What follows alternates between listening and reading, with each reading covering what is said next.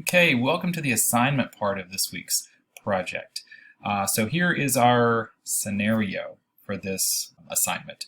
Hasbro, the toy company, is producing a new Transformer figure for early elementary students, 1st to 3rd grade.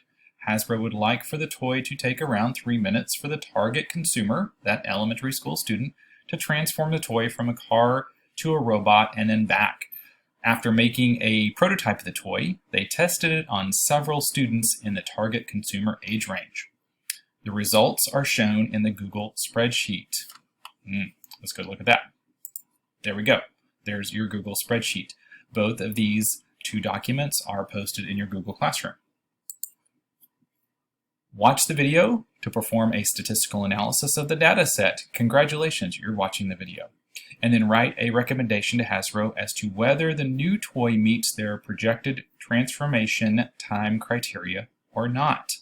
Remember, the time criteria is about 3 minutes. Then you're going to write your recommendation down here, but you have to do that statistical analysis first on the data. So let's go back to our spreadsheet and let me help you with that. So the trials have already been done. Here's the student's first attempt, and you can see here are the students. They're just listed by a letter. Here are their grades. Here's the time in seconds for their first attempt. Here's the time in seconds for their second attempt. Okay, so we actually had them transform it twice. You're going to take this information and see if it meets the criteria that Hasbro has set out for you. All right, that's the 3-minute mark. Now your information you have is in seconds. Nobody really thinks past seconds if they're more than a minute. So you may have to be converting a little bit of this or do some conversion at the end to figure out if it truly meets the criteria. So let's take a look at how we can figure out mean, median, find those Q1, Q3, interquartile range, all of that stuff we saw in the last video, and see how we can get that information here in our spreadsheet. Luckily, using a spreadsheet is really nice because they're going to do all the calculations for us, right? But we just have to know how to tell it to do those calculations. Let's take a look here under first attempt. We have this row of information. We have this column of information, and then we have mean or average, median underneath that. And then we have it labeled first attempt, and I'll explain why that is in a minute.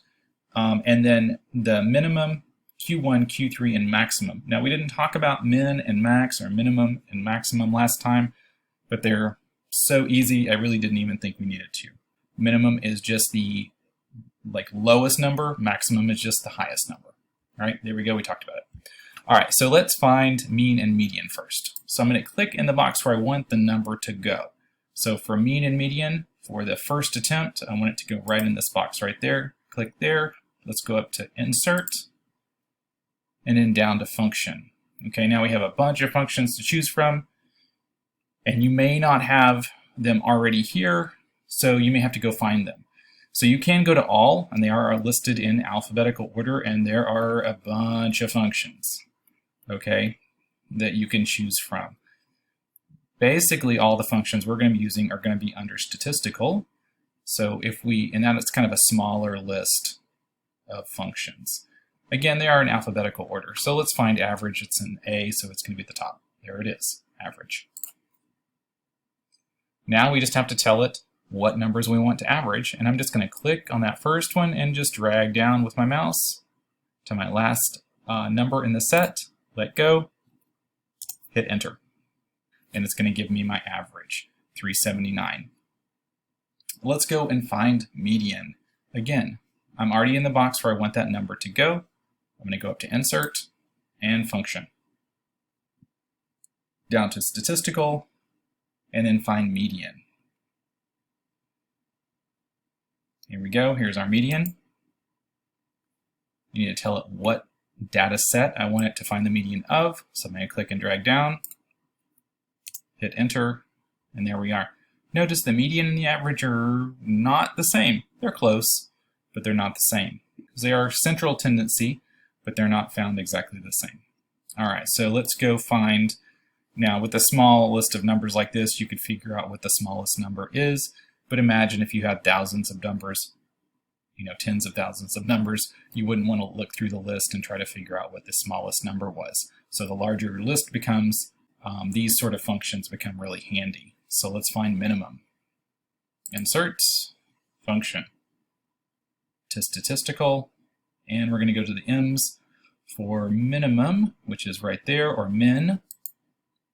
There it is. Again, tell it what the list is, enter, there we go, 271.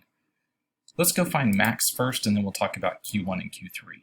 So just like minimum, insert, function, to statistical, and max for maximum. There it is. Tell it what the numbers are, and enter. There we go. So the difference between the lowest number, 271, and the highest number, 532. Q1 and Q3, quartile. Let's go find those.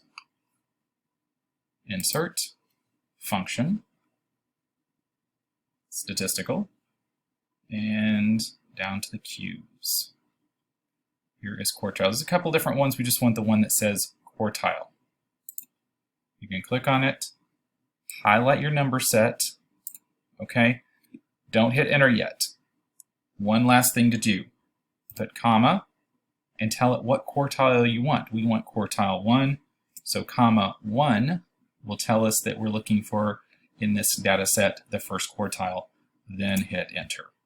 Okay? Let's try that again. Function, statistical, quartile, data set, comma, try that again, comma, and this time we're looking for Q3 or quartile 3, so the number 3 right there, then enter. There we go. There is your quartile 1, 313, and your quartile 3, 417. Now, let's make a graph with that, our box and whisker. So the first thing we need to do is to highlight the information we want to graph. That's where we need that header right there above our number. So we need a header with text, and we need those 4 numbers underneath in that order: min, Q1, Q3, and max. Then we're going to go over here. We're going to click on the shortcut to insert a chart. You could go to insert and chart, but we're just going to click on this shortcut here, and it's going to guess as to what type of graph we want, and that's not it. So we need to change that. So we're going to go over here to chart type, and then we're going to scroll all the way down and find something that looks like a box and whisker graph or plot. They call it a candlestick chart. We need to click on that, and then we get something that looks like this. That's not great, right? Looks like an error message. So let's scroll down to our information here, and we want to uncheck that and check switch row column, and that should give us something that looks like our box and whisker plot, which is nice. Now there's some other things we can do here. Let's scroll back up and go over to customize. So one thing I want to do is to give it a better title. So I can click on chart and access titles, and it's already on chart titles. So I just click under title text, and let's say this is time. To transform. Okay, time to transform. So now it's a more accurate title. Over here, where it says first attempt, well, that's not really the label for this information. So let's go and do our vertical axis title. That's actually our time. Time in second. Oops. I can type seconds. There we go. So now time in seconds actually represents what these numbers are. Now first attempt, that's pretty good. Yes, that is our first attempt. There's really no x-axis in this case. All right, now that is great. I can go ahead and close that. I have a graph here. I can adjust the size of it a little bit. I can move it over. And you can also put both of your box and whisker plots so you can compare them, which is really nice, in the same graph by simply highlighting both sets at the same time and then going through that same process of creating your box and whisker plot. Okay, and it will give you 2 box and whisker plots and show you the relationship between the two. So that will really help, I think, your analysis of this information. You will take that and go forth, finish up your second attempt, the information you need for that, and then come back to your page, your statistical sample turn-in document, and write your recommendation to Hasbro as to whether or not you think the toy that they've made, the prototype, really meets the criteria of about 3 minutes to that target consumer audience. Enjoy. I look forward to seeing your recommendations.